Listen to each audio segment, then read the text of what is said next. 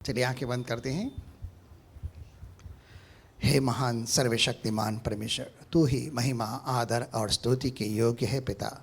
हम सब भाई बहन बच्चों के साथ मिलकर तेरा दिल से धन्यवाद करते हैं और सब आदर और महिमा तुझे देते हैं। तू जो इस्राएल के स्तुति के सिंहासन पर विराजमान होता है पिता, हम सब महिमा तुझे देते हैं। प्रार्थना मसीह यीशु के नाम से आज हमारी इस आराधना और स्तुति के सिंहासन पर आप विराजमान हो, क्योंकि हमने सत्य और आत्मा में तेरी इबादत की है, किसी ऐसी वस्तु की नहीं।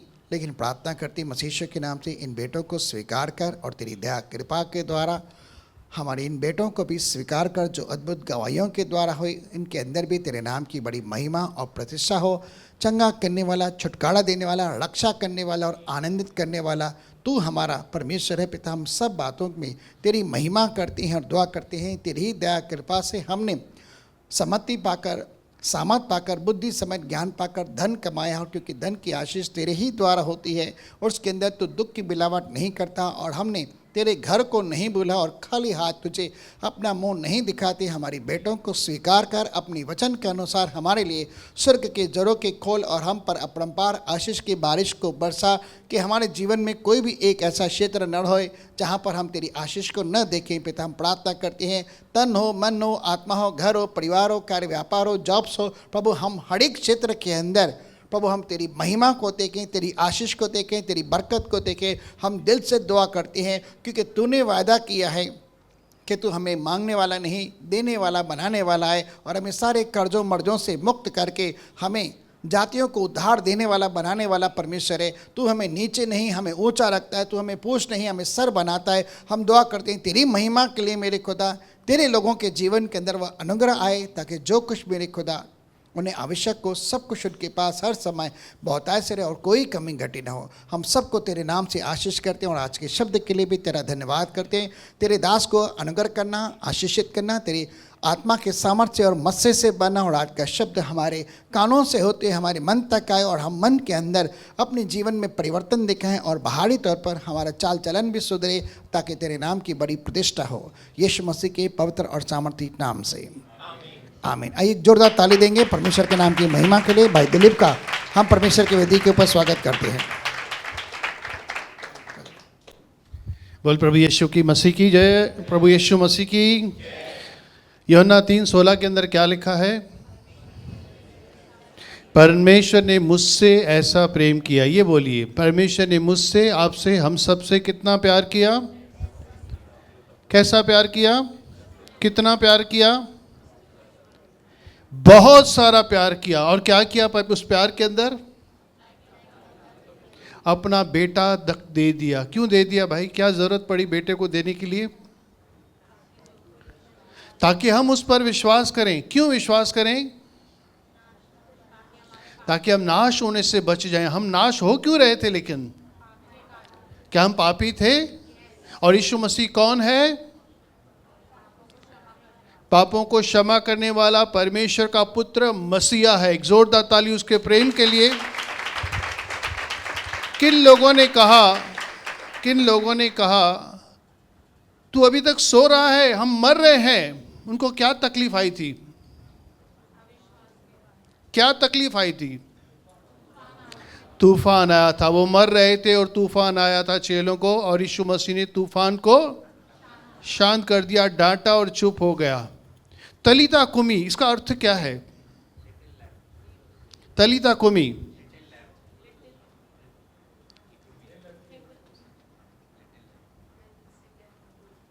एक लड़की 12 साल की मर गई थी, उसको यीशु मसीह ने कैसे उठाया? तलीता कुमी। मैं कहता हूं उठ, और वो उठ गई। ठीक है। किसने कहा? मतलब उसको क्या बीमारी थी? उसने कहा यदि तू चाहे तो मुझे ठीक कर सकता है, छुटकारा दे सकता है, शुद्ध कर सकता है, चंगा कर सकता है। किसने? उसको क्या तकलीफ थी? कोढ़ की खतरनाक बीमारी जिसका कोई इलाज नहीं था। उस इलाज यीशु मसीह को उसने क्या कहा? तू चाहे तो। ये नहीं कहा कि तू ठीक कर, लेकिन उसने यीशु पर डाल दिया, अगर तू चाहे तो मुझे ठीक कर सकता है। यीशु ने क्या कहा? परमेश्वर क्या चाहता है आपके लिए? आप चंगे हो जाओ, शुद्ध हो जाओ, छुटकारा पाओ, और यीशु मसीह ने उसको चंगा कर दिया। कौन 4 दिनों के बाद मुर्दों में से जी उठा? यीशु 4 दिन के बाद कौन जी उठा? अब 4 दिन के बाद बॉडी की दशा क्या होगी आप बताइए? उस शरीर की, उस देह की जो मर चुका है, उसकी क्या दशा होगी? कीड़े तो आए होंगे, बदबू तो आई होगी, बॉडी पूरी सड़ चुकी होगी, सड़ने वाली होगी, फूक गई होगी, है ना। 1 दिन के अंदर ही बदबू आने लगती है और वो डालते हैं ऊपर से ताकि बदबू नहीं आए। 4 दिन के बाद बॉडी पूरी सड़ चुकी है और यीशु मसीह ने उसको क्या कहा? लाजर बाहर निकल। और क्या हुआ? उस मुर्दे के अंदर जीवन आ गया, जान आ गई, उसकी बॉडी जो सड़ चुकी थी ठीक हो गई और वो मुर्दों में से बाहर आ गया, मुर्दों में से जी उठा और बाहर आ गया। ऐसी कौन सी तकलीफ है जो यीशु मसीह ठीक नहीं कर सकता? और ऐसी कौन सी समस्या है जिसका समाधान प्रभु यीशु के पास नहीं है? मरने वाले थे, यीशु ने बचा लिया। मर गए हैं तो भी यीशु ने जिंदा कर दिया। कोढ़ की बीमारी है जो मार देती है, लेकिन यीशु मसीह ने उस बीमारी को हटा दिया। और सबसे भयंकर बीमारी कौन सी है? इधर सबसे भयंकर बीमारी कौन सी है? पीछे पाप की बीमारी है और वो सबको है। और इस बीमारी का कोई इलाज इस दुनिया में नहीं है, लेकिन वो यीशु मसीह है जो इस बीमारी का इलाज लेकर आया है। अपना लहू, उस लहू में हमारे हर एक पाप की बीमारी, पाप करने का स्वभाव सब दूर होता है। पाप की क्षमा भी मिलती है, पाप से छुटकारा भी मिलता है। और क्या होता है? कितने मार्ग हैं परमेश्वर तक पहुंचने के? हम कैसे परमेश्वर तक जा सकते हैं? बहुत ही भक्ति करके, बहुत दान पुण्य करके हम परमेश्वर को प्रसन्न कर सकते हैं। बहुत सारे दान करूं, पहाड़ों पर चढ़ जाऊं, नदियों में जाऊं और परमेश्वर को प्रसन्न कर सकता हूं? कैसे मैं परमेश्वर को प्रसन्न कर सकता हूं? कैसे मैं परमेश्वर को प्राप्त कर सकता हूं? कौन सा रास्ता है? मेरे कहने का मतलब है, पीछे सिस्टर ऐसे क्यों बैठे हैं भाई? कौन सा रास्ता है जिसके द्वारा आप परमेश्वर को पहुंच पा सकते हो, स्वर्ग प्राप्त कर सकते हो? पीछे वाली जवाब दीजिए ना भाई, ये शाह बैठा है हो। कौन बनेगा स्वर्गपति चल रहा है? सिस्टर्स आप जवाब देंगे तो पता चलेगा, बाइबल आप पढ़ते हो। हाँ ब्रदर्स, पीछे से ब्रदर्स, कितने मार्ग हैं परमेश्वर तक पहुंचने के? कितने मार्ग हैं? 1 2 3। एक है तो जरा हाथ उठाइए, एक उंगली उठाइए जिसके वो जो कहता है एक ही। और वो कौन है? प्रभु यीशु मसीह। क्या प्रभु यीशु मसीह पर आप विश्वास करते हो? यीशु मसीह परमेश्वर का जीवित पुत्र है जो इस दुनिया में 2000 साल पहले आपके लिए, मेरे लिए, हम सब के लिए आया था। चंगाई तो ठीक है, छुटकारा तो ठीक है, अंधे को ठीक करना, लंगड़े को चलाना, बुद्धि देना, समझ देना, ये सब ठीक है। धन दौलत के अंदर बरकत देना, कर्जे मिटाना और दुष्ट आत्मा, जादू टोने से छुटकारा, ये सब ठीक है। लेकिन सबसे भयंकर जो बीमारी थी पाप की, उस पाप की बीमारी का इलाज प्रभु यीशु के लेकर आया। अगर वो ठीक नहीं होती, हम सब कहाँ होते? नरक में होते। इंसान क्योंकि जन्म से ही पापी है और पाप करते रहता है। इस कारण कोई भी इंसान अपने तौर तरीके, भक्ति के जरिए परमेश्वर तक को प्रसन्न नहीं कर सकता, परमेश्वर को प्राप्त नहीं कर सकता, स्वर्ग को नहीं प्राप्त कर सकता। एक ही है जरिया, वो खुद परमेश्वर। और उस परमेश्वर ने जो एक ही रास्ता बनाया है, प्रभु यीशु मसीह, जिसके जरिए मैं और आप उद्धार, मुक्ति और मोक्ष पा सकते हैं, बिल्कुल मुफ्त में। कोई चार्जेस नहीं, कोई पैसा नहीं, विश्वास की फीस आपको देनी होगी, केवल विश्वास करना होगा। और ये फीस भी जो है यीशु मसीह देता है। बड़ी बात है, विश्वास के द्वारा आपका उद्धार है। लेकिन हमारे पास तो अंधविश्वास है और अविश्वास है। विश्वास तो सच्चा विश्वास है ही नहीं, ये भी यीशु ही देता है। वचन सुनने से हमारा विश्वास बढ़ता है। हम वचन सुनते हैं, मतलब विश्वास भी कौन दे रहा है? यीशु मसीह। आपको एक उद्धार मिल रहा है, विश्वास, और विश्वास भी यीशु मसीह है। यह ही तो अनुग्रह। एक जोरदार ताली प्रभु के लिए। प्रभु आप सबों से बहुत प्यार करता है, इसलिए किसी भी बात की चिंता मत कीजिए। परमेश्वर को आपका ध्यान है। परमेश्वर ने आपको पैदा करके छोड़ नहीं दिया बस जियो जानवरों की तरह, नहीं। परमेश्वर को आपकी चिंता है, आपका ध्यान है, पल पल वो आपको निहारता है। आप सोचते होंगे मुझे क्या याद करेगा। आप परमेश्वर की आँख की पुतली हो, कोई आपको छू नहीं सकता। आप परमेश्वर के हाथों में एक चित्र हो, परमेश्वर के हाथों में एक खोदा हुआ चित्र हो, कौन परमेश्वर के हाथों से आपको छीन सकता है? कौन परमेश्वर के हाथ को छू सकता है? आप पूरी तरह से उस परमेश्वर के हाथ में सुरक्षित हो।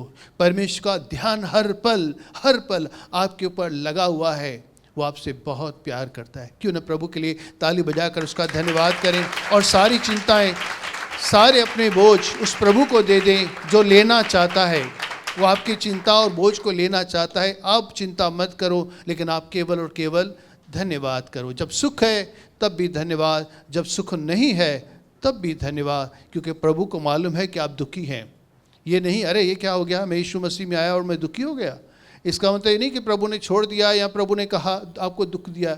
उसको ध्यान है कि आप इस दुख के समय में आप क्या कर रहे हो।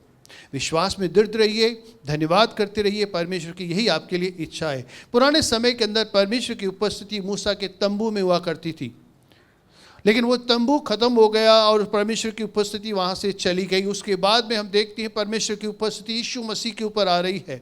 यीशु मसीह जब तक था परमेश्वर की उपस्थिति उसके संग थी। वो परमेश्वर का मंदिर जैसे बना रहा और जहाँ जहाँ जाता बड़े बड़े चिन्ह और चमत्कार करता, जहाँ जाता परमेश्वर के संग उसके साथ था और अपनी उपस्थिति उसको दिखाया करता। लेकिन यीशु मसीह तो चला गया।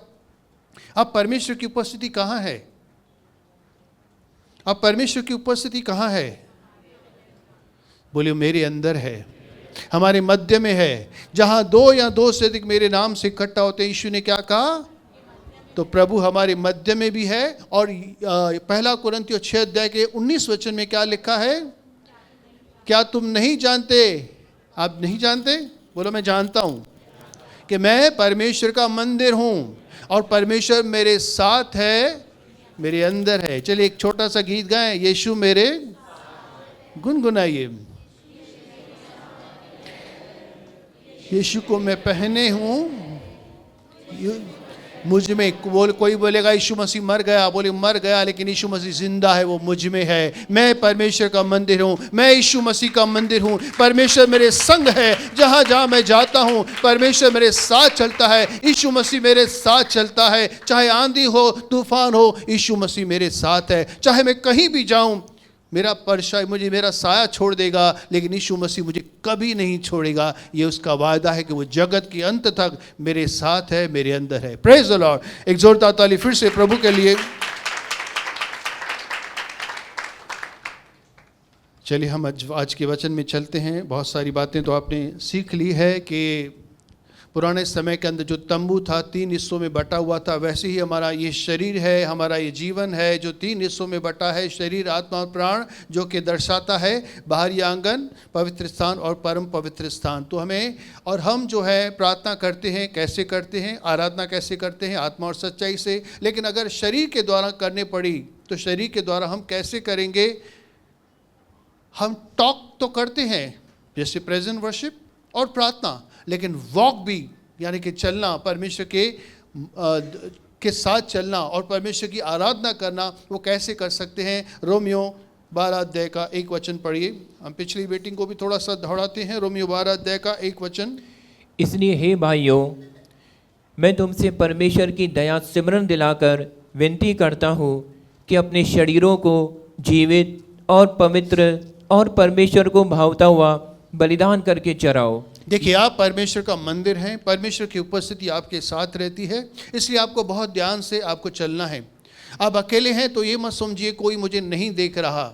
आपके माता, आपके पिता भले आपके साथ नहीं हैं, आपके बड़े आपके साथ नहीं हैं, आप अकेले हैं, इसलिए आप कुछ भी कर सकते हैं। लेकिन एक बात अगर भूल गए तो बहुत गड़बड़ हो जाएगी। अगर ये बात आप भूल गए, जो अभी अभी आपने गीत गाया कि परमेश्वर मेरे साथ है, परमेश्वर मेरे अंदर है, ये बात अगर आप भूल गए तो आप बहुत ही खतरे में हैं। अगर ये बात आप याद रखेंगे कि मैं अंधकार में हूँ या कहीं पर भी हूँ, अकेला हूँ या कहीं पे भी हूँ, परमेश्वर मेरे साथ है और मैं जो कुछ कर रहा हूँ वो सब कुछ देखता है, आप पाप के ऊपर जय पा लेंगे।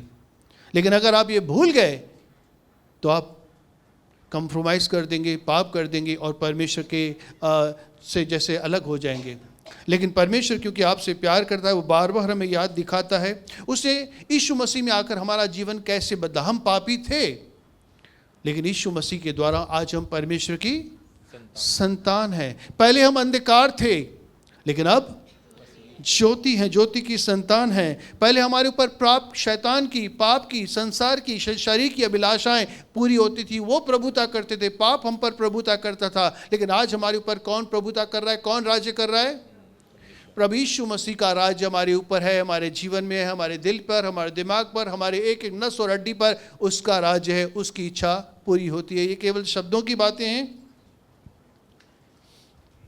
एक परिवर्तन हुआ है, एक परिवर्तन हमारे अंदर हुआ है, हमारे जीवन के अंदर बहुत सारी चीज़ों में फ़र्क आया है। कुछ बातें हो सकती हैं नहीं हुई हैं, लेकिन बहुत सारी बातें हुई हैं। बहुत सारा परिवर्तन हमारे जीवन के अंदर आ चुका है कि यीशु मसीह किस तरह हमारे जीवन में आया और किस तरह से उसने हमें पाप से छुटकारा दिया और पाप की दशा खत्म होती जा रही है और धार्मिकता यानी कि परमेश्वर के बच्चे जैसे कैसे जीवन बिताना चाहिए वो स्वभाव हमारे अंदर बढ़ता जाए। ये परिवर्तन अगर आपके अंदर नहीं है तो सिर्फ आप बाहरी जीवन जी रहे हो, सांसारिक जीवन जी रहे हो। इसलिए वो लिखा है हम सबसे अभागे हैं। अगर हम केवल शारीरिक चीज़ों को ही चाहते हैं, शरीर की बातों में प्रसन्न रहते हैं और परिवर्तन नहीं, स्वर्ग नहीं, परमेश्वर नहीं और ना ही मुझे इनसे फ़र्क पड़ता है, मुझे बस दुनिया में धरती पर ये चाहिए कि मेरी सेहत अच्छी हो, मेरे परिवार में शांति हो, मेरी कमाई का ज़रिया बहुत ही अच्छा चले, अच्छा कमाई हो, कोई कर्जा नहीं, कोई बीमारी नहीं, कोई टेंशन नहीं हो, बस इतना ही चाहिए, तो हम सबसे बड़े अभागे हैं कि इतना नज़दीक आकर परमेश्वर के, इतना करीब आकर भी हम उस उद्धार को खो रहे हैं। लेकिन यीशु मसीह इस दुनिया के अंदर केवल शारीरिक चीज़ें आपको देने नहीं, लेकिन वो आपको आत्मा का अर्थात नया जन्म देने आया है, स्वर्ग का जीवन देने आया है, परमेश्वर से आपको मिलाने के लिए। एक वचन पढ़ेंगे, रोमियो 6 अध्याय का 17 वचन। पहले हम क्या थे? रोमियो 6 अध्याय का 17 वचन। परंतु परमेश्वर का धन्यवाद हो कि तुम जो पाप के दास थे, तो पहले हम पाप के दास थे, हम नौकर थे, गुलाम थे। अंग्रेज हमें गुलामी कराते थे, जो हमसे कहते थे हम करते थे, वैसे ही पाप हमसे जो कहता था हम करते थे। हमें पता था दारू पीना सेहत के लिए खराब होता है, सेहत बिगड़ती है, हमें पता था पैसा जाता है, हमें पता था कि नाम खराब होता है, फिर भी पीते थे, सिगरेट पीते थे, ऐसे कई काम हम करते थे, गाली देते थे। ये सब चीज़ें हमको पता है।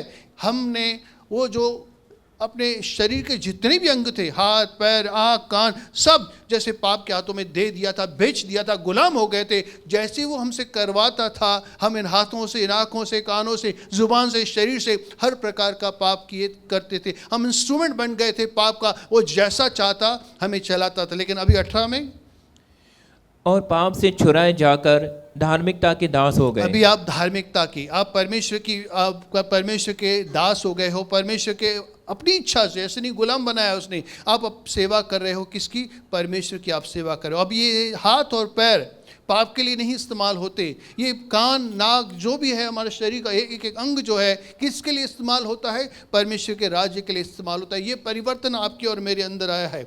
और अगर हम पढ़ेंगे पहला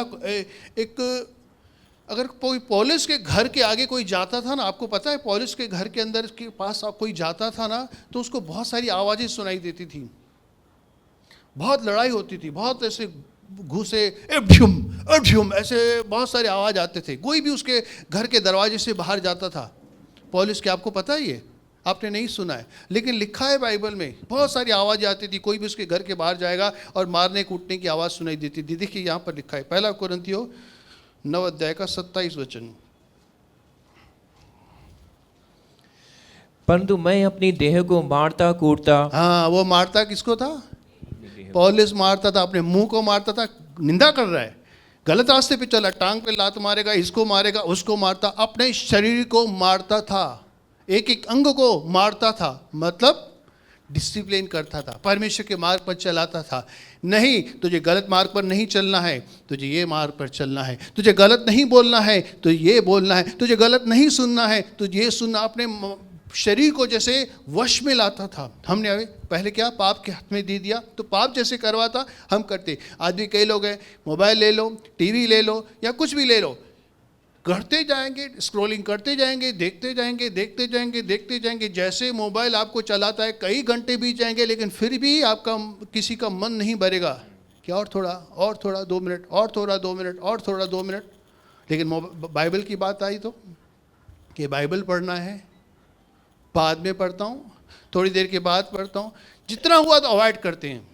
और पढ़ा भी ना, एक थोड़ा सा पढ़ के बस आज के लिए बहुत हो गया। ये क्यों? क्योंकि पाप हमारे अंदर बसा है। हम अब भी जैसे शरीर के अंदर, हाथों में पाप के अंदर बिके हुए हैं और हम वही करते हैं जो पाप करवाता है। अगर ये है तो थोड़ा ध्यान रखिए, आप धार्मिकता के दास हैं, आप परमेश्वर के दास हैं, पाप के दास नहीं हैं। शरीर की अभिलाषाएं, शैतान की अभिलाषाएं, संसार की अभिलाषाएं, इनके पीछे में नहीं भागना है। हमें किसके पीछे भागना है? प्रभु यीशु मसीह के पीछे चलना है। तो रोमियो 6 अध्याय का 13 वचन भी एक मिनट पढ़ लीजिए, फिर हम लास्ट मीटिंग की तरफ चलते हैं। और न अपने अंगों को अधर्म के हथियार होने के लिए पाप को सौंपो। अभी ये आपको अपने अंग जो हैं, ये शरीर का जो एक एक अंग है, क्योंकि याद रखिए हम परमेश्वर का मंदिर हैं और हम परमेश्वर की आराधना करते हैं चलने के द्वारा, अपने चाल चलन के द्वारा, अपने चरित्र के द्वारा। उठना, हमारा बैठना, हमारा बोलना, हमारा सुनना, हमारा हर एक काम, हर एक हमारा अंग उसकी आराधना, उसकी महिमा प्रकट करे, उसकी उपस्थिति दिखाए कि मैं परमेश्वर का पुत्र हूँ। हमने देखिए कोई धर्म तो परिवर्तन किया नहीं है, ना ही कोई नाम परिवर्तन किया है, ना ही कपड़े परिवर्तन किए हैं कि कोई पता चले कि ये बिलीवर है कि अनबिलीवर है, ये विश्वासी है, पहले ऐसा था अभी ऐसा है। कैसे परिवर्तन पता चलेगा कि आप अभी यीशु मसीह की संतान हो, परमेश्वर की संतान हो? पहले नहीं थे। कैसे? हमारे स्वभाव, हमारे उठने बैठने, हमारे बोल चाल के द्वारा हम लोगों को पता चलेगा ये परमेश्वर का, इसके अंदर परमेश्वर है, इसके साथ परमेश्वर है और परमेश्वर इसकी प्रार्थना सुनता है। जब लोगों को पता चलेगा आपका स्वभाव, आपके साथ जो भी टच में आता है वो आपको प्रभावित करना है, मतलब आपके उस स्वभाव के द्वारा, उन अंगों के द्वारा प्रभावित हो जाएगा, आपकी बातचीत के द्वारा, आपके सुनने के द्वारा, आपके धैर्य के द्वारा प्रभावित हो जाएगा और कहेगा कि परमेश्वर के साथ रहता है। Praise the Lord. तो हम पिछली मीटिंग के अंदर अगर चलें तो वहाँ पर था mind your language, mind your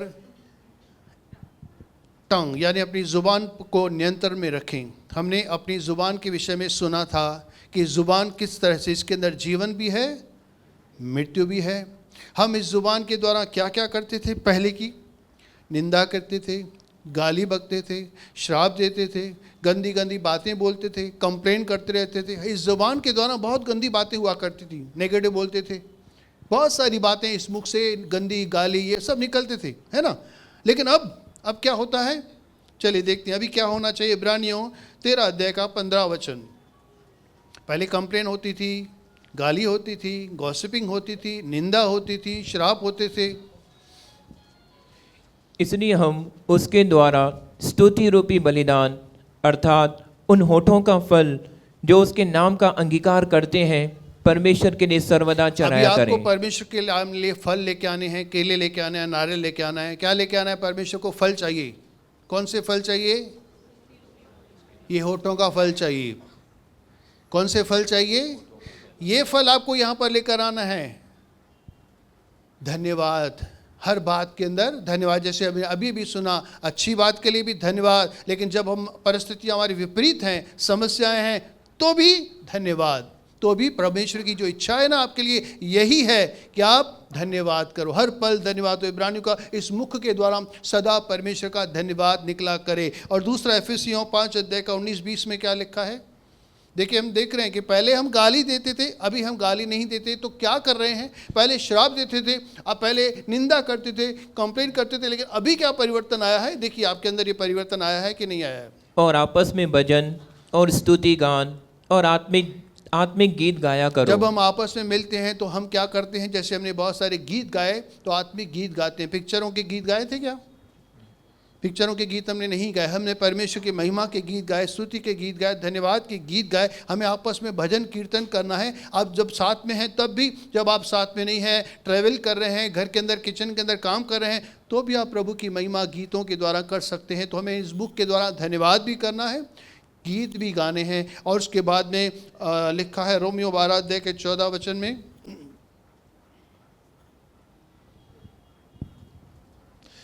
अपने सताने वालों को आशीष दो।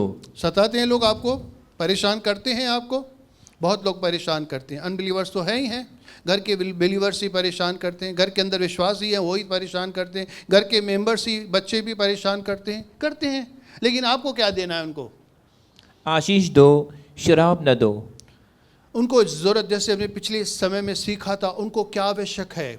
उनको श्राप की आवश्यकता नहीं है, लेकिन उनको आशीष की ज़रूरत है। इसलिए सताने वालों के लिए प्रार्थना करो, दुश्मनों से प्यार करो, लेकिन श्राप नहीं, आशीष दो। कैसे आशीष देनी है? पहले तो हम ये 5 उंगलियां खोल के ऐसे करते थे। क्या इसको बोलते थे? सिंधी लोग समझते हैं भाई क्या, ऐसे लख लानत दई, क्या करते थे? लानत भी देते थे तो लाख, 1 लाख होलसेल में, लख लानत दी। अरे किसको? अपने ही बच्चों को। मतलब क्या कर रहे हैं? 1 लानत नहीं, 2 लानत नहीं, लाख लानत, श्राप अपने ही बच्चे को, अपने ही परिवार को। नहीं, यीशु मसीह ने कभी ऐसा नहीं किया था। वो गाली देकर गाली नहीं देता था, धमकी सुनकर धमकी नहीं देता था। और आप परमेश्वर के बच्चे हैं तो आपको भी वैसा ही करना है। आपने श्राप दे दिया तो आप परमेश्वर के बच्चे नहीं हैं। आपको अपनी जुबान पर पागल, चढ़ो, मूर्ख, ऐसे हम बहुत बार बोलते हैं। इनसे थोड़ा, ये तो मामूली बात है ना, ये छोटी छोटी गालियां, इससे क्या होता है? लेकिन बहुत फर्क पड़ता है। एक मूर्ख बोलने वाला, मूर्ख भी बोला, मत्ती अगर आप पढ़ेंगे ना, मूर्ख बोलने वाला कोर्ट कचहरी में खड़ा होगा। हो सकता है छोटा सा क्रोध कोई करे, छोटी सी गाली कोई दे दे। मूर्ख बोलना क्या बड़ी बात है क्या? पागल बोलना किसी को, चरो चवण के लिए बड़ी गाल है? छोटी सी ये आपको नरक में पहुंचा सकती है। अब ये ऐसा मत कीजिए, ऐसा आशीष कीजिए। बाइबल क्या कहती है? श्राप नहीं दो, आशीष दो। चलका छिपक रही, चलका बेड़ी बुडई। अभी ऐसा मत बोले, बेड़ी तड़ई। अभी बोलना भी है तो बेड़ी तड़ई बोलो। हमें श्राप नहीं, आशीष देनी है।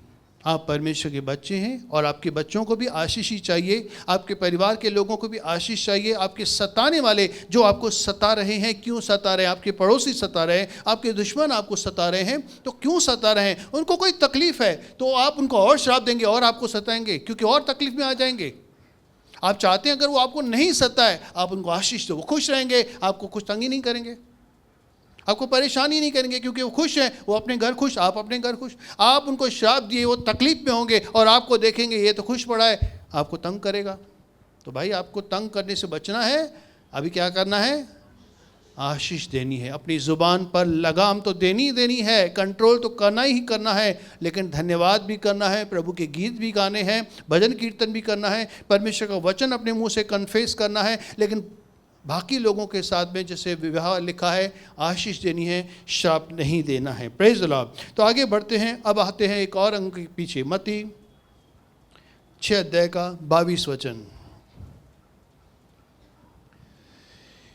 शरीर का दिया आँख है, इसलिए यदि तेरी आँख निर्मल हो। अभी ये यहाँ की जो लाइट है ना, ये सारे हॉल की, ये कलीसिया की जो लाइट है, ये है ट्यूबलाइट जो लगी हुई है ना।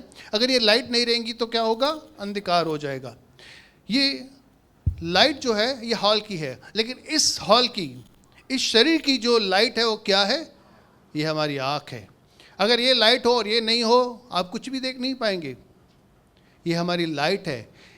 80 to 90% मतलब जो है दुनिया की, संसार की जो इन्फॉर्मेशन है, इन आँखों के ज़रिए हमारे अंदर जाती है। इनपुट डिवाइस है, कंप्यूटर में जो करते हैं, एक इनपुट डिवाइस होता है जो बहुत सारी डेटा जिसके अंदर ये जो एक इनपुट डिवाइस है जिसके द्वारा दुनिया की बहुत सारी डेटा हमारे अंदर जाती है। कान सुनते हैं, शरीर जो है हमारे एटमॉस्फेयर को, टेम्परेचर को महसूस करता है, ज़ुबान स्वाद चखती है, ये ठीक है। लेकिन मैक्सिमम जो इन्फॉर्मेशन इन आँखों के ज़रिए, आपको कान नहीं हो, सुनाई नहीं देता, आपका जीवन चलेगा थोड़ा तकलीफ के साथ चलेगा। आपका हाथ या उंगली कट जाए, आपका जीवन चलेगा। आपका पैर नहीं है, आपका जीवन चलेगा, इतनी दिक्कत नहीं आएगी, एडजस्ट कर लेंगे आप। लेकिन अगर आँख नहीं है, बंद है, या कोई बीमारी है, या कुछ हो गया और आप नहीं देख पा रहे हैं, आपने कवर कर दिया आँखों को, लाइट बाहर कितनी भी है, आप बहुत तकलीफ में आ जाएंगे। मतलब ऐसे लोग बहुत तकलीफ में होते हैं, वो एडजस्ट करके चलते हैं। आप छोटा सा छोटा काम, मैं आपको बोलूं, आँख बंद करके यहाँ से जब जाएंगे ना, आँख बंद करके अपनी चप्पल पहनकर दिखाओ। ढूंढते ढूंढते थक जाएंगे, लेकिन आपको आपकी चप्पल नहीं मिलेगी। एक छोटा सा काम, मतलब जो हम देखते हैं और हम डिसाइड करते हैं, देखने के दौरान हम डिसाइड करते हैं कि हमें क्या करना है। हमारा देखना हमें इन्फ्लुएंस करता है कि हम क्या सोचें और क्या करें, ये देखने के द्वारा। अगर सामने कीचड़ है और मैं गाड़ी चला रहा हूँ, खड्डा है, तो मैंने देखा सिर्फ, लेकिन ये इन्फॉर्मेशन मेरे अंदर गई कि अब मुझे क्या करना है। मैंने सोचा और मैं डिसीजन लूँगा कि मुझे यहाँ से टर्न करना है, कीचड़ से नहीं जाना है, खड्डे से नहीं। ये मुझे इन्फॉर्मेशन देगा। ये बहुत ही ज़बरदस्त जो है हमारा अंग है, बहुत ही इम्पॉर्टेंट अंग है हमारा आँख, जिसके द्वारा हम पूरी इन्फॉर्मेशन हमारे अंदर ज्योति जाती है, इन्फॉर्मेशन जाती है, इनपुट डिवाइस है। एक शरीर के अनुसार तो ठीक है, अगर इनमें तकलीफ आए तो बहुत तकलीफ होगी, चाय तक नहीं बना सकते। मैं कभी ट्राई करने के लिए बोलूँगा आपको, आप घर पर हैं, फुर्सत में बैठे हैं, आप आँख बंद करके चाय बना कर दिखाइए, करके देखिए। कभी बाथरूम जाना है या कोई दूसरा छोटा मोटा काम करना है, आपको कपड़े उतारने हैं, कुछ भी करना है, ऐसे कहीं से मतलब जैसे तार से सूख गए कपड़े उतारते हैं ना हम लोग, ऐसे, या कोई भी ऐसा काम जो आप घर पर करते हैं, आँख बंद करके दिखाइए। देखिए कितने झटके लगते हैं, कितनी बार आपको ये दीवार लग गई, कभी पलंग लग गया, कोई ये लग गया, लेकिन ये आँख रहेगी, आप सही डायरेक्शन में भी चलेंगे, गाइडेंस भी आपको मिलेगी, और क्या डिसीजन लेना है, क्या करना है, क्या नहीं करना है, ये देखने के बाद ही आप कर पाएंगे। तो ये आँख। लेकिन अब यहाँ पर मैं आपको केवल शरीर की बात तो दिखाने के लिए नहीं बोलता हूँ। यहाँ पर जो लिखा है, आँख जो है हमारा दिया है, अगर इसके अंदर कुछ गड़बड़ है, मतलब अगर हमारा फोकस जो है पाप की तरफ है, संसार की तरफ है, शरीर की तरफ है, तो ये जो है मैं अंधकार में मुझे ले जाएगा, नरक में ले जाएगा। अगर मेरा फोकस धार्मिकता की तरफ है, यीशु मसीह की तरफ है, परमेश्वर को प्रसन्न करने का सच्चाई पर है, तो मैं ज्योति में हूँ। ये जो है उसके बारे में कहा जाता है कि आँख आपकी जो है कैसी, आपकी निर्मल है, मतलब अच्छी है, हेल्दी है, तो आपका जीवन उजाला है। अगर इसके अंदर गड़बड़ है, भले आँखें आप देख रहे हैं, लेकिन आपकी नज़र समझो धन पर है, मेरे पास पैसा है, मैं सब कुछ कर सकता हूँ, मैं सब कुछ खरीद कर सकता हूँ, मुझे कोई तकलीफ नहीं है। आपने एक स्वामी को छोड़कर दूसरे स्वामी को पकड़ लिया, धन को, आपकी नज़र धन पर है, वो आपका स्वामी है, तो आप क्या हो जाएगा, आपके जीवन के अंदर अंधकार यानी कि नरक मिल जाएगा, क्योंकि हम दो स्वामी की सेवा नहीं कर सकते। ठीक है, आगे इसको लेते हैं, क्या लिखा है। इसलिए यदि तेरी आँख निर्मल हो तो तेरा सारा शरीर भी उजाला होगा, परंतु यदि तेरी आँख बुरी हो तो तेरा सारा शरीर भी अंधियारा होगा।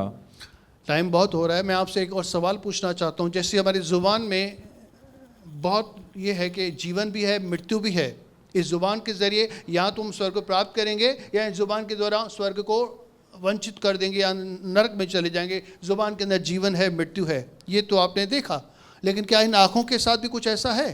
क्या इसके अंदर भी जीवन और मृत्यु है?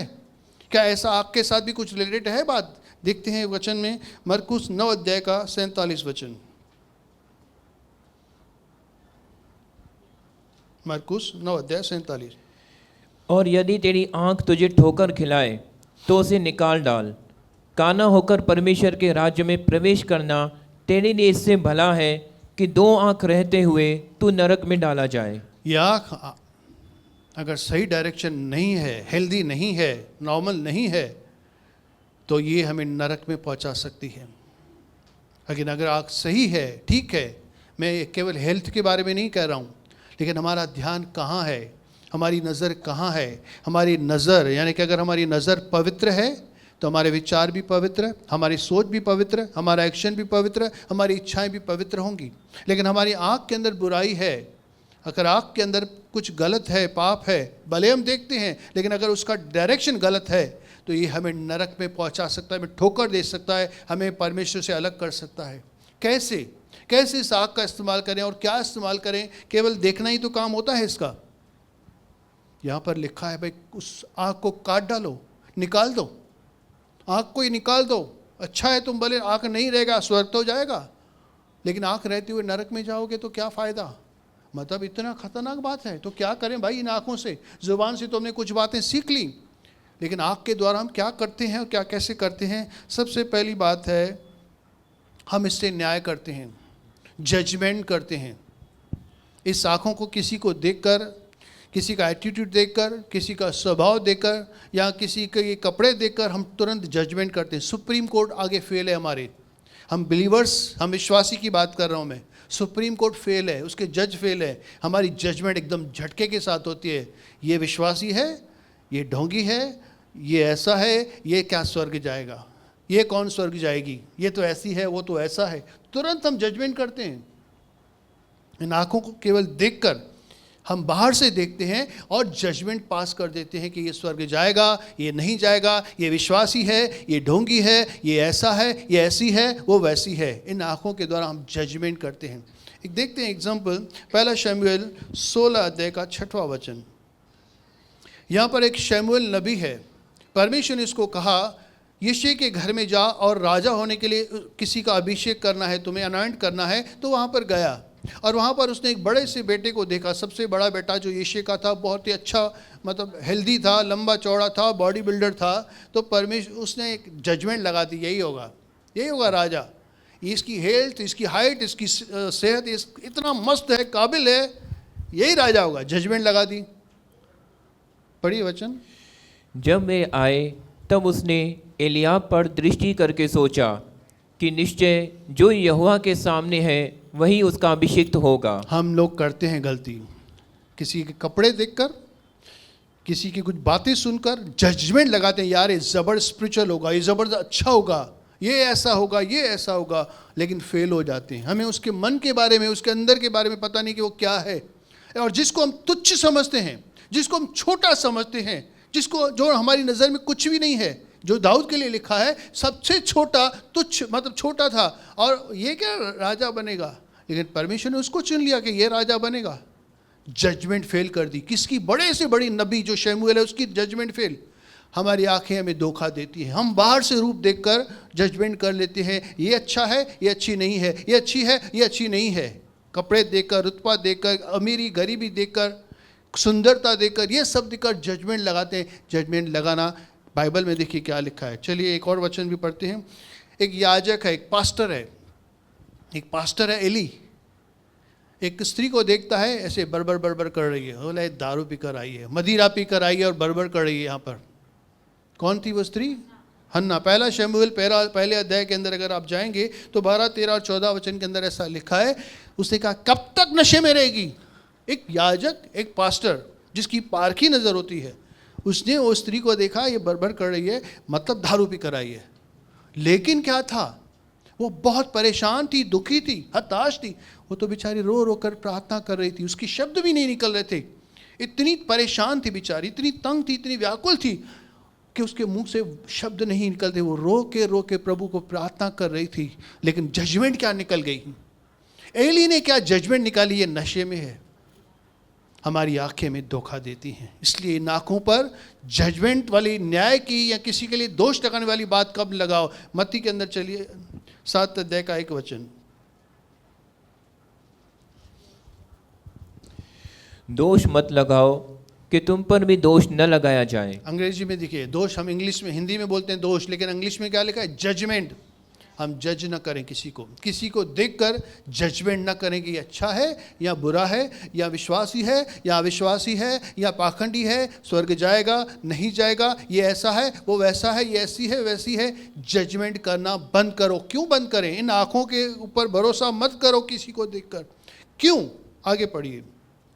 क्योंकि जिस प्रकार तुम दोष लगाते हो उसी प्रकार तुम पर भी दोष लगाया जाएगा। आपको क्या चाहिए? जब यीशु मसीह आए, आपको अपने साथ स्वर्ग ले जाए या आपकी जजमेंट करे? आपके ऊपर अनुग्रह करके आपको स्वर्ग ले जाए या जजमेंट करे? चलो देखते हैं तुम्हारे काम कैसे हैं, उसके बाद मैं न्याय करूंगा और पता चलेगा कि तुम स्वर्ग के योग्य हो कि नहीं हो। क्या करे आपके ऊपर? हम सब पापी हैं, दोषी हैं। हमारे अंदर आज भी बहुत सारी कमजोरियां, गलतियां हैं, पाप हैं। अगर वो न्याय करने बैठा, हम सब कहाँ पहुँगे? अगर वो न्याय उठाए, न्याय के डंडा उठाए, हम सब नरक में पहुंचाएंगे, विश्वासियों की दशा में भी। लेकिन आपको और मुझे अनुग्रह चाहिए। आपको अनुग्रह की दृष्टि चाहिए कि अनुग्रह की दृष्टि से क्षमा करके हमें स्वर्ग ले जाए। अगर आप और मैं देखकर किसी के ऊपर जजमेंट करते हैं, दोष लगाते हैं, तो ये वही तराजू आपके लिए भी इस्तेमाल किया जाएगा। जिस तराजू को आपने अपनी आंखों के द्वारा किसी के लिए न्याय कर दिया, वही आंखें, वही तराजू आपके लिए भी इस्तेमाल किया जाएगा और आपको उस न्याय के अनुसार दंड मिलेगा। लेकिन यह लिखा है, आपकी आंख में, मेरे आंख में इतना बड़ा लकड़े का टुकड़ा है और आप दूसरे के आंख के तिनके को देख रहे हो कि तेरे अंदर, तेरे आंख में तिनका है, मैं निकाल दूं। पहले अपने आप को तो देख। मतलब हम सबके अंदर गलतियां हैं, हम सबके अंदर पाप है और हम दूसरों को कहते हैं, हम दूसरे के लिए दोष ढूंढते हैं, दूसरे का न्याय करते हैं। इन आँखों से, न्याय करना बंद कीजिए। ये आपको नरक में पहुंचा सकता है। आपका न्याय उसी दृष्टि से, जिस दृष्टि से आप न्याय करते हो उसी दृष्टि से आपका न्याय कर सकता है। इसलिए मैं पापी हूँ, वो भी पाप कर रहा है, मैं भी पाप कर रहा हूँ, लेकिन हम दोनों प्रभु के बच्चे हैं। प्रभु के अनुग्रह के द्वारा हम स्वर्ग में जाएंगे। जजमेंट मत कीजिए। आपको मैं बताऊं, कई लोग यहाँ पर आते हैं, प्रार्थना जब करवाते हैं ना, दिखने में तो बहुत गरीब होते हैं, ऐसे लगते हैं क्या प्रार्थना करता होगा, इसको क्या बाइबल का ज्ञान होगा, ये क्या बाइबल पढ़ता होगा। लेकिन जब वो अपनी बातें बताते हैं, उनकी प्रार्थना का जो शब्द निकलते हैं ना, हिला देते हैं, ऐसे शब्द वो निकालते हैं, ऐसा बाइबल का उनको ज्ञान रहता है, ऐसी उनको लगन रहती है परमेश्वर के प्रेम के लिए, परमेश्वर के प्यार के लिए। कितने ऐसे लगता ही नहीं कि कितने उपवास रख रहे हैं लोग। हम और आप उपवास नहीं रखते, ये कम रखते हैं, लेकिन ऐसे कई लोग हैं जो आपके बीच में बैठे हैं, जिनको आप तुच्छ समझते होंगे, लेकिन वो कई दिन, एक हफ्ते के अंदर उपवास रख रहे हैं। और हम क्या समझते हैं कि मैं ही धर्मी हूँ, बाकी सब वो हैं। इन आँखों से जजमेंट करना बंद कीजिए, ताकि हम पर भी अनुग्रह हो और उस अनुग्रह के द्वारा हम उद्धार। वैसे तो बहुत सारी बातें, टाइम तो बहुत हो रहा है, लेकिन आँखों को हम कंटिन्यू करेंगे। किसी के जीवन में आशीष आई, हमें देखी नहीं जाती। किसी की अच्छी जगह पर शादी हो गई, किसी को अच्छी दुल्हन मिल गई, किसी को सुंदर दुल्हन मिल गई, किसी को पढ़ी लिखी दुल्हन मिल गई, किसी को अच्छा दूल्हा मिल गया, किसी को अच्छी प्रॉपर्टी मिल गई, किसकी लॉटरी लग गई, किसका धंधा चल पड़ा, किसको बड़ा फ्लैट मिल गया, किसकी अच्छी सेहत हो गई। बहुत सारे लोगों के जीवन में प्रभु आशीष करता है, लेकिन हम क्या करते हैं? हम जो है या तो लालच करते हैं कि काश मुझे भी ये मिल जाए, ये काश मुझे मिलना चाहिए था, इसको कैसे मिल गया, या जलन रखते हैं, उसके साथ जलन रखते हैं, या फिर कंप्लेंट करना चालू करते हैं, इसको मिला मेरे को क्यों नहीं मिला। दूसरों की आशीष देखते हैं ना, जब दूसरों के जीवन के अंदर प्रभु जब आशीष करता है, या तो हम कंप्लेन करते हैं, या करवाहट रखते हैं उस व्यक्ति के लिए, या जलन रखते हैं, या फिर वो लालच रखते हैं कि मुझे भी चाहिए, मुझे भी मिलना चाहिए, मुझे भी मिलना चाहिए, उसको मिला है तो मुझे भी मिलना चाहिए। एक लालच इन आँखों के जरिए हम करते हैं। याद रखिए, परमेश्वर ने इनको आशीष किया है, आपको भी आशीष कर सकता है, लेकिन आप प्रभु का धन्यवाद कीजिए। कंप्लेन नहीं, कॉम्प्लीमेंट दीजिए। प्रभु आपने उसको अच्छा पति दिया, धन्यवाद। प्रभु आपने उसको अच्छी पत्नी दी, धन्यवाद। प्रभु आपने उसको अच्छा काम दिया, अच्छी जो है घर दिया, आपका धन्यवाद। आपको भी प्रभु देगा। लेकिन आप कंप्लेन, प्रभु उसको दिया, मेरे को क्यों नहीं दिया, मैं तो उससे जूना हूँ, मैं उससे पुराना हूँ, मैं इससे ज़्यादा प्रार्थना करता हूँ, मेरे को क्यों नहीं दिया। हम देखते हैं दूसरों के जीवन के अंदर आशीष, तो ये बातें हमारे अंदर आती हैं, ये आपको अयोग्य ठहरा देंगी। लालच, जलन, कंप्लेंट्स, कुरकुराना, देखकर दूसरों की आशीषों को ये हमारे अंदर आता है। इसलिए किसी के जीवन को देखकर ये सब बातें नहीं करें, लेकिन केवल क्या करें? धन्यवाद करें। लेकिन एक बहुत ही खतरनाक बात रह गई, जो अभी इसके विषय में हम नेक्स्ट मीटिंग में सुनेंगे, क्योंकि 8:45 बज रहे हैं, क्योंकि थोड़ा लंबा टॉपिक हो जाएगा।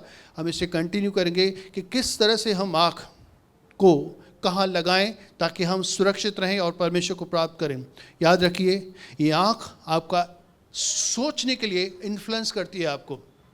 अगर आपकी आँख पवित्र है, आपके अंदर जो इनपुट जा रहा है, आपके विचार वो पवित्र हो जाएंगे, आपके डिसीशंस वो पवित्र हो जाएंगे, आपका एक्शन वो पवित्र होगा। लेकिन इस आँख के ज़रिए आपने कुछ गलत देखा तो गलत इमेजिनेशन आएगा, गलत सोच आएगी, गलत इच्छाएं पैदा होंगी और गलत एक्शन होगा, जो आपको गलत जगह पर पहुंचा देगा, जहां पर आप जाना नहीं चाहते।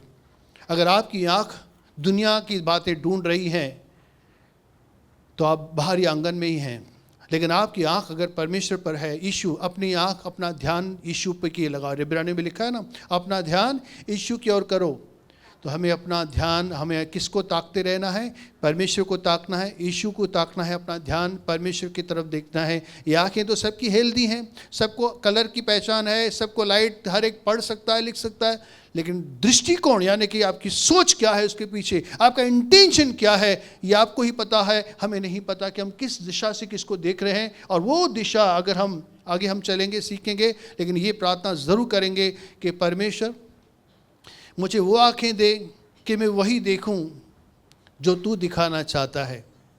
हे प्रभु, मेरी आँखों को बंद कर दे ताकि मैं वो चीज़ कभी न देख सकूं जो तू चाहता है मैं न देखूं। जो चीज़ तुझे दुखी करती है, परेशान करती है, वो चीज़ मैं कभी न देखूं। मुझे इन आँखों को बंद कर दे, मेरा ध्यान हमेशा तेरी ओर लगा रहे।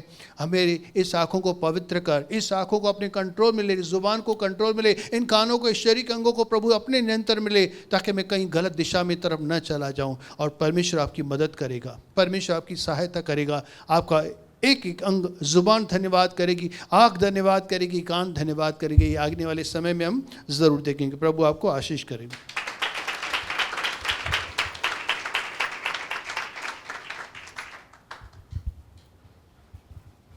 हालेलुया। भाई वहाँ क्या है? ये क्या है भाई? सबको दिख रहा है? अच्छा है?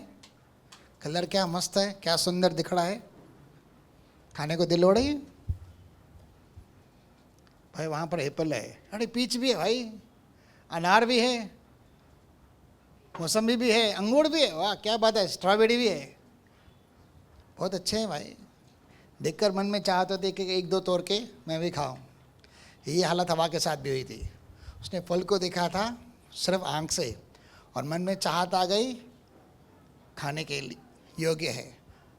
और उसी बात को उसने, शैतान ने आकर क्या कर दिया, मैनिपुलेट कर दिया और उसे ट्विस्ट कर दिया परमेश्वर के वचनों से। तू खाएगी तो नहीं मरेगी, ठीक है, लेकिन परमेश्वर के तुल्य हो जाएगी, ये बुद्धि देने की योग्य है, ठीक है। और उसने देखा, मन में चाहत आई, और मन में जैसे चाहत आई उसने मन के अनुसार जो जो ख्याल पैदा किए गए थे, शैतान ने जो जो उसके मन में बातें डाली, उसने वैसा कर दिया। और आज पूरी दुनिया दुख का नज़ारा देख रही है, मृत्यु का नज़ारा देख रही है। अन्यथा न देखती, न मन में ख्याल आता, न बुरा करती, नहीं यीशु मसीह को आपके लिए, मेरे लिए, मानव जाति के लिए मरना पड़ता। हम भी मर रहे हैं, उसको भी मरना पड़ा था, लेकिन धन्यवाद है यीशु मसीह ने मौत को हराकर हमें जीवन दान दे दिया। एक जोरदार ताली प्रभु यीशु मसीह के नाम पर दे दिया। चलिए, एक ही अनाउंसमेंट है करके, एक नहीं दो अनाउंसमेंट है। नेक्स्ट संडे हम प्रभु भोज की विधि के अंदर सम्मिलित होने जा रहे हैं। 26 अप्रैल को हम, जो आखिरी रविवार रहेगा, हम प्रभु भोज की विधि के अंदर सम्मिलित होने जा रहे हैं। और एक स्पेशल प्रोग्राम होने जा रहा है 23 तारीख को, गुरुवार का दिन है, मेरे ख्याल से रॉयल गार्डन जो कामा के अंदर है, वड़प साइड, शाम 6 बजे से लेके वहाँ पर एक प्रोग्राम होने जा रहे हैं। कितने लोग हक ताला का गीत जानते हैं? जो हक ताला के पर्दे में रहता वो कादिर मतलब कैसा है। मुझे गीत नहीं आता। कितने लोगों को गीत आता है भाई? और कितने लोगों ने यूट्यूब के ऊपर उस गीत को देखा है जो गा रहे हैं?